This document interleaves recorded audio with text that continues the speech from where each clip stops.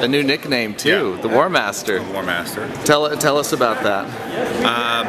Too old to be a babyface assassin anymore. I'll still assassinate people, but I think I've also gotten grander with my ambitions. It's not just about taking one person out, it's about taking out the whole world.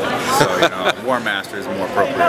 I know one of the shirts with one of your sayings on it you had before had the bodies. This one's pretty cool too, and it has a new saying.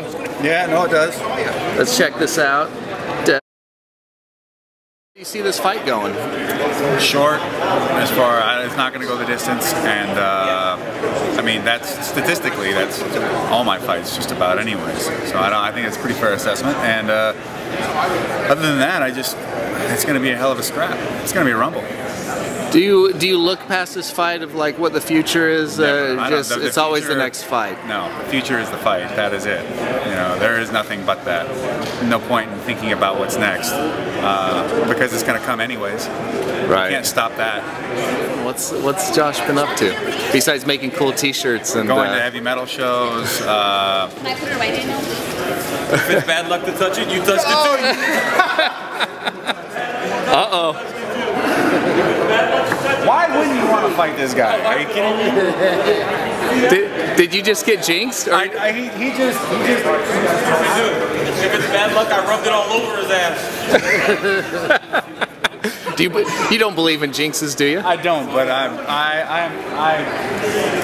feel the love from Daniel, even if it's through a belt.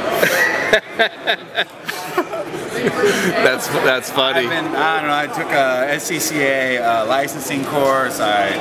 For road racing. I'm involved. I went to Formula Drift. And I've got my hands in so much stuff. I love the auto world. I always go to Long Beach Grand Prix every year. You know how to do the drifting? I can't drift yet. No, I cannot. I will be honest with that. But I just say. But you attempted. No. I just went to the show. Oh, okay. Oh, okay. I'm not good enough to be in Formula D. Those guys are amazing. Are you kidding me? I thought you were like taking some class on. No. If I want to do something, I know some really great people there that I could. I'm sure we could work something out.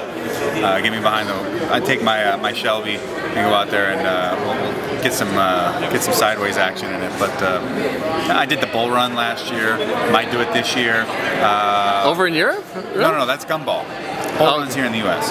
Oh, okay. Oh, I was thinking of the one where the running with the bulls. Oh, this is different. In Pamplona? Yeah. No, I've never done that.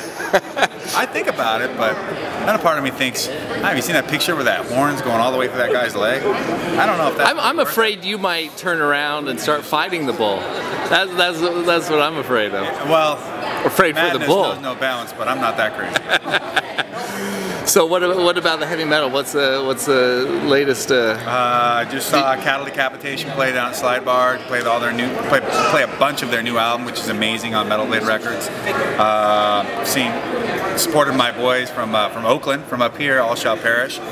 Watched them a few times. Caught a great show with another Bay Area group, Machine Head and Phil Demel and crew. That was an amazing concert at the Avalon. A great show.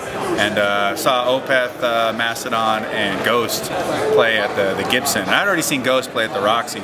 In that nice intimate environment, it was a fantastic show. They were still good, but when you have like Mastodon and Opeth on a big stage like that, it's hard to really hard to compete. Do you have any musical abilities? Have you ever? No, not necessarily, but I did give some group backing vocals for my buddy Alex and Brennan's project I Am War recently. But that was it like screaming, guttural? No, it was screaming. It's all screaming. Do you ever get in the mosh pit? Sometimes, yeah. I was at the mosh pit at the Goat Horse show with whiskey. I had to get things started up. It just wasn't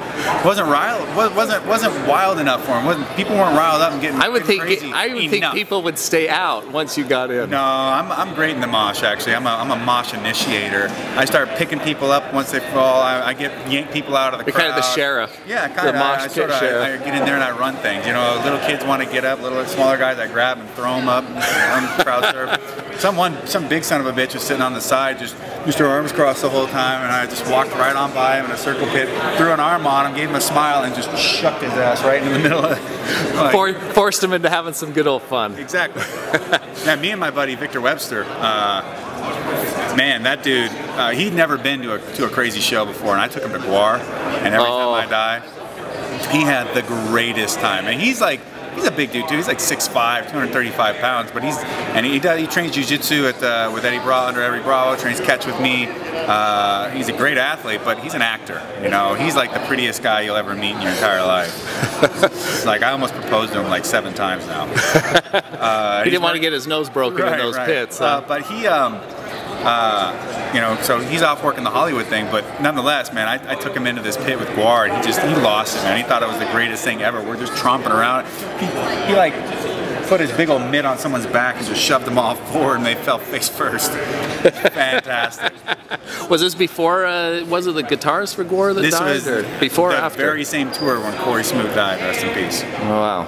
Wow. So. Yeah, and you know, it was the show must go on, and I thought it was great to still see Guar out there giving the same kind of electric performances that they would otherwise, and you know, to me it commemorates the great riffs and all the things that Corey's been about, and building some great songs and some great performances. The fight coming up, any predictions?